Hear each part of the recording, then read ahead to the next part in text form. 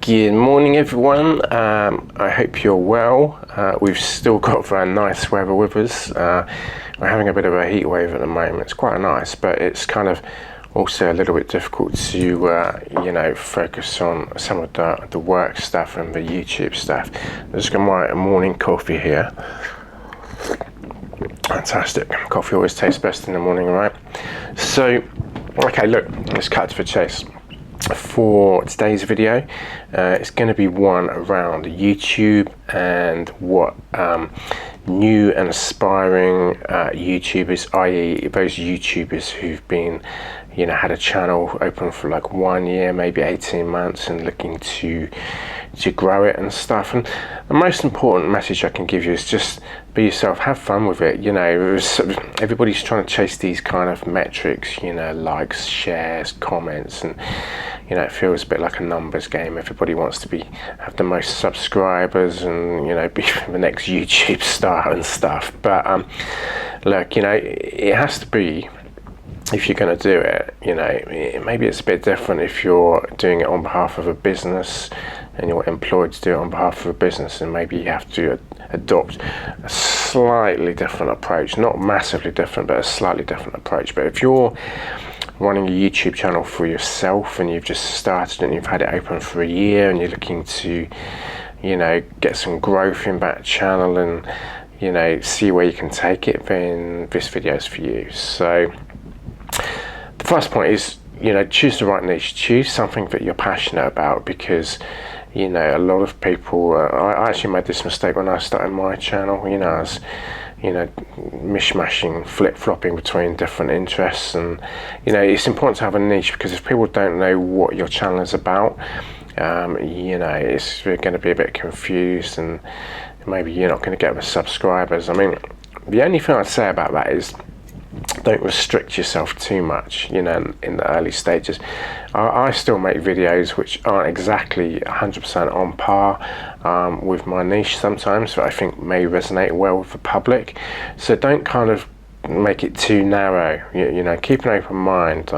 Maybe that you have a number of different interests and you make videos about one particular area for 6 months to a year, and then you decide that you want to pivot it or tweak it slightly. So just keep things open. Don't close yourself off. If you get to a stage where you kind of realize that you might get more growth doing another niche, don't be afraid to change it, because ultimately what's going to get you the subscribers and the likes and the comments and favoritism with the YouTube algorithm is if people like your channel. Okay, so point number 2, research everything properly. Don't just copy what other people are doing. There's a lot of that goes on in the YouTube community. People look through the news feed and they see like a video that somebody's made that's got some likes and some attention, and then they try and make another video about that subject or that topic with a slightly different take. So that goes on maybe far too much. There's different ways to do research, using Google, AI. It's just important to have like a fresh take on stuff, and if you do your search the right way, you'll be able to find the answers to questions that people are seeking that may not have been covered by other YouTubers. So that's a good point as well. This one's a good one: script and practice delivery. Now, I've been doing it for a while now. When I first started this, a couple of years ago, certainly a year and a half ago, I wasn't as good or confident at it as what I am now. I was like, it all comes with practice. It's like anything else, from playing the piano to driving a car to social skills to traveling solo around the world. Your confidence grows and you get more experience in these things, as opposed to just dipping your toe in the water once. So practice what you're going to say, your composure, how you're going to deliver it. I mean, like I said, I've been doing it well. When I look back at one of the very first videos I did, it was absolutely awful. I was like, because I wasn't aware, didn't have that self-awareness. On camera, that is, and it's a good way to kind of maybe see how people see you in real life, because if you're new to YouTube, obviously this video is aimed at people who are new to YouTube who've just been doing it for 6 months or a year, looking to get their first 500,000 subscribers, although that's getting more difficult. You'll probably find from the first video you do, you're kind of all over the place, talking, blah, blah, blah, blah, blah, yeah, like all the rest of it, that's a bit extreme, but people do, they're not really aware of how they come across in public, and it's all about composure and looking at the camera and having the right lighting and having a microphone. I've got a little lavalier microphone clips onto my t-shirt here, so it's all about the eye contact and the body language and the speed that you talk, and and is there any emotion? If you're just like reading like a robot, people are going to pick that up. So but it does depend on the type of videos you make. If you're doing travel vlogs, and there's a lot of people that are doing that, so it's more difficult to become noticed in that field because there's so many people doing it. That's what I'm saying, have a niche. Try and find something that people aren't doing, or if they are doing it, maybe cover it in a different way or do it better. Do you see what I mean? Because if you're just doing what everybody else is doing, like walking around a shopping centre or nightclubs and filming pretty women and stuff, like there's loads of people doing that, and maybe that's not good. By the way, YouTube, the algorithm doesn't like those kind of nightlife videos. It's not gonna help your channel because advertisers might not be keen on it and stuff. So try and have a niche that's professional, that is acceptable to people from all walks of life. That's why I chose the digital marketing vlogs, because obviously it's my sector. I enjoy it, but it doesn't take over my whole life, but I enjoy it enough to have a bit of an interest about it, and I can film the videos from home, you see. So home could be anywhere I am, not that I'm homeless. I'll rephrase that. What I mean is, like, I like to travel, so I could be in Portugal and I could be doing these vlogs, I could be in Spain, I could do this, but you see what I mean? So just try and have something that's a bit realistic in terms of deliverables, because if you're setting your sights too high very early on, and hoping to be, I'll just click this window down a minute, hoping to be going off to right, got rid of it, hoping to be going to places like Mauritius and Bangkok and Australia and stuff. You see, all this stuff requires money and sponsors, and it's very unlikely you're going to be anywhere close to that in the first year, to be honest. So try and have a niche where you can add value, where you can showcase what your channel's about and your skills, and I'm not saying you have to try and prove yourself, but just try and think about what you can do realistically without having to spend a huge amount of money. I mean, yes, I enjoy the travel vlogs, and I thought about getting into it, but you need to be much further ahead in terms of subscribers, by a long shot, and you need to have sponsors, and you need to be a lot more developed. So it's not something that I don't believe you're going to easily attain or manage to do well within the first year. Okay, so that's that point. Focus on having a strong branding for your channel. You see on my header, I've got like E&J, United K. So the logic behind that is like my surname's, whatever it is, begins with J, and I live in the UK, so E&J United K. And I just kind of formatted it in a way that looks kind of palatable and acceptable and mildly attractive. Now, I did have to experiment a few times because I didn't get it right straight away, as you'd expect, and a lot of people just have like a picture and maybe it's too dark or too heavy or too dreary. So it's important to set the right tone and with the branding, and the imagery and stuff, and it will take you time to get that right. The idea that you're going to upload something that's going to be right, the first time, or I mean, it probably took me 6, 7, 8 months to actually nail it, because I had many attempts at it, and after doing a lot of research I realized that I was overthinking it. If you have something where it's too dark, too heavy, or there's too much going on, it's too busy, that can be a negative. So I opted for something a bit more with a clean look, so it's got a branding, it's got a clean look, it ties in the colours of it tie in with the profile picture photo. It just kind of works. So make sure you've got a strong branding, because people will remember your channel if you've got a strong branding, as opposed to you just loading up a quick image from, you know, Canva or something. Okay, you might have to spend a bit of money, you might have to get a graphic designer to help you, but it's worth doing because it will make a difference. So, right, understanding the 2025 YouTube algorithm. There's been a few changes around, I've noticed this, around YouTube and Google Ads actually, you know, in 2025. Now the algorithm personalizes things like, you know, user engagement and satisfaction over metrics. Yeah, let me just read out, because I'm reading off the screen and looking at it. Let me just read out what it says here. So this is what it says. It says the algorithm prioritizes personalized user engagement and satisfaction over raw metrics. Focus on watch time, likes, comments, and viewer retention. So in the past, it's all been about these kind of vanity metrics. You know, people have, you know, maybe, you know, been chasing these, you know, likes or comments and stuff. And, you know, I've done it as well, to be honest. You know, who hasn't, you know, but we're entering into a new era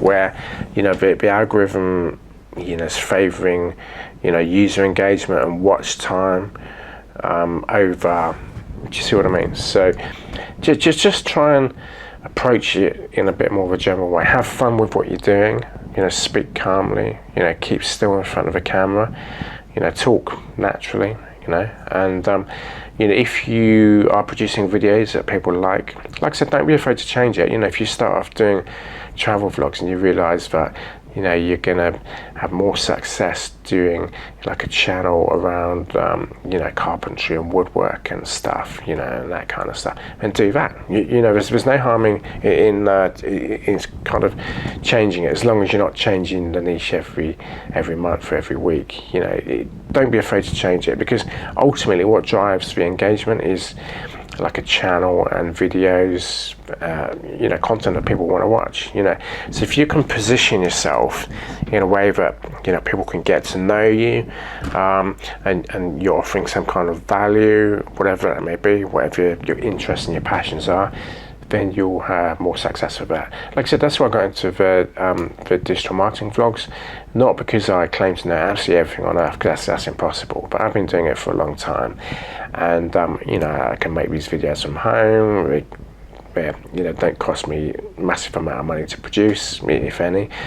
You do need to have some money to get set up on YouTube, because just to get started, you're looking at £1,000, I reckon, for the camera and some various bits of software and stuff. But you know, once you've got that, depending on your niche and stuff, you should be able to film these videos from home. So let's see what else I've got on my list. I've got it written down. I'm reading off the computer today. Right, okay, got it. So, right, create engaging hooks for your videos. So, you know, so what I mean by that is, like, don't just rabble on. You know, create some hooks and videos, and if you can do that, because the first 10 seconds of a video is like really important. You know, I often find when I look at my analytics that, you know, people have maybe watched the first 60 seconds or the first 35 seconds. So if you can create some hooks, you know, that kind of grab people's attention, you know, get them by the throat, you know, that type of thing, you know, there's more chance that they're going to stay for another 60 seconds or another couple of minutes. So how you start the videos, and, you know, how lively you are. Now I'm just talking naturally today. I'm doing, you know, I'm not out to impress anybody, but how you start the videos, and, you know, what kind of title you choose for videos, what kind of thumbnails you choose for the videos is really important, because that's got to grab people's attention, because otherwise they're just going to watch it for 10 seconds, and that's kind of counterproductive. So yeah, just bear that in mind. Yeah, the first 10 seconds of a video are really important. You know, like how it starts. You know, does it look professional? Does it look engaging? You know, has it got the right music? All that kind of stuff. Yeah. So, right, YouTube Shorts, because obviously there's a lot of stuff in the media at the moment about short form content being really popular. So, you know, if you can try and leverage YouTube Shorts, it's very popular with the younger generation. They're quicker and easier to deploy via platforms like CapCut, and there's others as well. And you know, much quicker to produce, by the way, than like long form content like this. And you know, if you can try and build, you know, YouTube Shorts into your strategy, you'll find you'll get a higher organic engagement rate. To be honest, I need to be doing that more as well. Yeah, I make long form content because I've got like a, you know, proper video camera with a tripod and the editing software and stuff. But you know, I've got my phones in the other room on charge. But yeah, look, I mean, you know, it is a lot quicker to make for YouTube Shorts. The only thing to be aware of is just to make sure that they're professional. Because if you've, you know, I said my phone's in the other room. If you've got your phone and you just literally have, you know, 1 minute clip, you know, like that, you know, maybe it can come across as a bit shaky, a bit amateur. So you are going to need to, you know, hold that camera still and run it through different templates and AI platforms and editing software to get the right product. But yeah, basically the reason why shorts are popular is like mobile phone use, smartphone use is sky high, you know. So more and more people are accessing the internet on their especially social media from a smartphone, you know, whether it's down the pub, on the bus, on the train, you know, sitting in a car park, supermarket car park, or a supermarket cafe. More and more people are using smartphones to access the internet. So, or because of that, you know, they're not going to watch a 25-minute video like this on a smartphone, but it will watch like a, you know, 30-second or a 60-second clip. So if you can kind of find the right kind of topics that are going to grab people's attention and get those into like a YouTube short or an Instagram reel or a TikTok reel, you know, that's going to do you wonders. The TikTok algorithm is very favorable for engagement and stuff, and easy to use. So if you can just try and do that, that will help you to get discovered as a channel. Okay, so what else have we got here? Yeah, invest in good audio and video quality. Now, yeah, 100%. Now, if you're looking for music, you know, you can use YouTube audio library, but then again, I don't really recommend that because I find it very basic and generic in terms of the audio that's available. Your best bet is to subscribe to something called Artlist or Epidemic Sound. It's about £100 a year or just over for the personal social media plan, or maybe 200 quid a year or something like that for the you know, if you're working with different clients. But if you do that, you'll have access to many more different audio tracks which will help you to bring your channel alive. So some other posts here: engage with your audience. You know, you can, there's a, depending on how long you've had your channel, there's like a community tab where you can post regular updates. And you know, because of the kind of changes with, you know, AI and the algorithm and stuff, I think, you know, if you can try and you know, take advantage of some of these things that I'm mentioning today, it will really help your organic growth and traffic. And maybe that's the way to go. You know, just have something that's going to be of value to people, have fun with it, do it professionally, learn to kind of deliver your script in a friendly way that's not too erratic, and you know, where you're not moving all over the place in front of a camera, and just add value, have fun with it and see where it goes. So I've covered the next one: create content that adds value. Yeah, use AI and tech tools to enhance content. I've touched on this as well. CapCut's quite good. They've got like some AI features within the editor, and there's stuff. If you just Google or go to something like Perplexity and just Google what is the best way, or type in, not necessarily Google, but go to Google or Perplexity and type in what is the best way to edit YouTube shorts or Instagram reels using different editing features. For Instagram, we actually have something called Instagram Edits. I tried that out the other month, and you know, there's bound to be other platforms for TikTok and stuff. It's all quite similar, you know. Yeah, tap into exploring different content and formats. You know, it doesn't always have to be the same. Like I said, I'm recording this one now, but you know, there are different formats you can use. You know, it could be like a kind of live, you know, it could be like a live long form content video or live shorts video. Could be an educational slant, or do you see what I mean? It doesn't always have to be you talking in front of a camera. It could be like an interview. I've got one of those coming up on the 12th of August with a lady who runs a company in China, not in China, she's based in Germany, and her co-founder is based in China, and they run a business called eTalk China, and they work with a lot of Western businesses to help them get optimized and monetized and market and sell their products to China. So that's one example of that, and that's we're filming it on the 12th. It'll be out, a week or two after that, maybe a bit less. We'll see how it goes. But just experiment with different types and forms of content rather than just, bilateral. Yourself in the camera talking in front of the camera. But by varying your content and keeping it interesting, you'll find you're able to appeal to much more people. Okay, so. I've covered this one. Optimize your thumbnails is like a little cover that goes onto, that's the first thing people see, so just optimize those. Sometimes I've found when I've put a thumbnail up, a video hasn't done well, so I've had to revisit the issue and redo the thumbnail and re-upload it, and then the video's done all right. So just look at things like your titles, your descriptions, and your keywords within the video description, and that will help you as well. Okay, so what else have we got here? I've kind of covered it all really, but ultimately just have fun with it and stay passionate about what you're doing. That will come across in the videos, and your viewers, whether they're subscribed or not, will pick up on that and be able to identify that it's a channel that might be of benefit or interest to them. Every channel's different. Everyone's got their own personality. Like I said, it's just a relaxed video today. It's nothing too formal, but just try and add value to what you're doing. Try and have a different angle on stuff. Learn to practice more about talking to the camera and keeping still in front of the camera, because that's something I didn't have right to start with, and it might come across as straightforward, or dead easy, but believe me, until you've done it, it's something that probably won't come out right to start with. And it does help you to identify how you come across in real life as well, because that's one good thing about it, is it gives you a bit more awareness of how you're perceived when you're talking and stuff like that, whereas if you weren't looking into a camera, you might not be aware of that so much. So just bear all that in mind. I'm going to shut up now. I've talked for too long.